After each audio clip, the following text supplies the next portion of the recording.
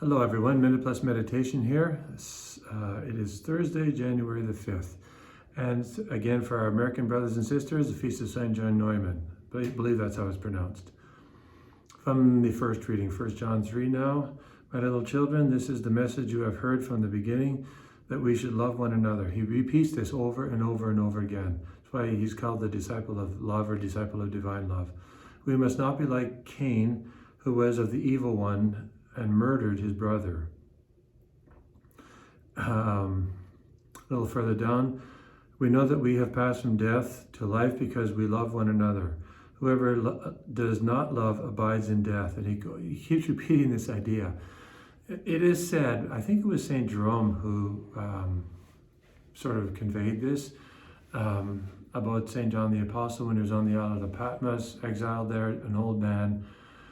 And people in the village knew he was there, so they bring him down to the church, and they asked him to speak, give the sermon. And he said, little children love one another. That was the end of it. That's all he said. So they brought him back to figure he was having a tough day or something. Asked him to say the sermon again, and he said, little children love one another. That was it. Okay, maybe he's having 2 bad days. But the third time they asked him, he said the same thing. And they said, Father, couldn't you say more? Okay, couldn't you say more? And he said, when you do this, I will tell you more. Now there's variations on that. Some say this is the Lord's command, there is no more to say. Or, when you are doing this, I will tell you more. So it really boils down to these words, love one another. As I have loved you, so says Jesus. He is the model. He's the yardstick, if you will.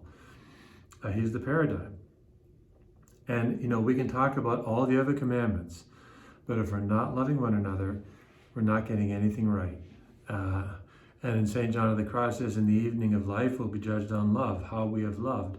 Not what we have or we don't have, but how we have loved. Now that's a loaded, pregnant, dynamic reality.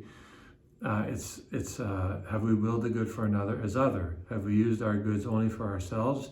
Have we been bitter and envious because we didn't have what we thought we should have or didn't have things in life? Or have we been narcissistic, selfish, greedy because the things that we did have, we wanted more, we were never happy or content, we didn't use them for the good of others and so on. It's a loaded statement where we have service to our spouses, our family, our children, our people, brother priests, it goes on and on and on. So love is a loaded reality, right? We get love right and we're going to be in good stead with the Lord. But it's got to look at the whole board of life.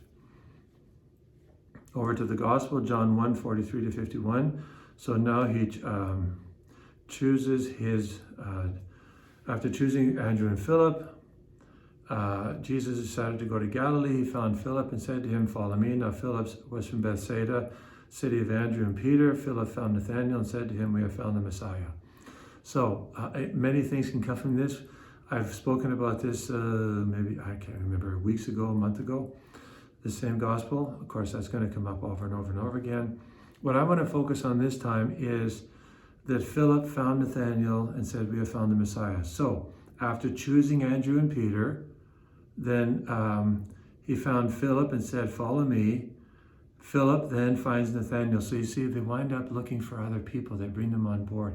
We found Jesus. We found the Messiah. This is like better than any YouTube video I've ever seen, right? People say, oh, you got to watch this movie. You got to look at this meme. You got to see this email. You got to see.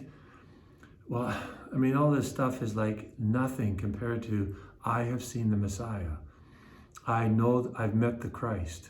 I've met the one who has come to save us. That's what Philip goes off and he finds Nathanael. And Andrew is the one. Remember Andrew? He went and got Peter, his brother. And so many of them get somebody else. And you and I need to be the same way. We need to be finding people because we've been found. And we can't keep it to ourselves. And I don't mean go preachy or go push things in people's face, but just kind of have joy in your life. And when people say, why are you so happy? You don't have a great life, or maybe you have a tough life, just an ordinary life. You seem to be happy all the time. Well, to be honest with you, it's, because Jesus gives me great happiness.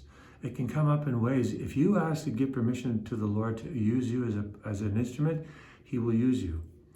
But if you don't give him permission, he might not use you. Give the Lord permission. Really think about that. God bless you.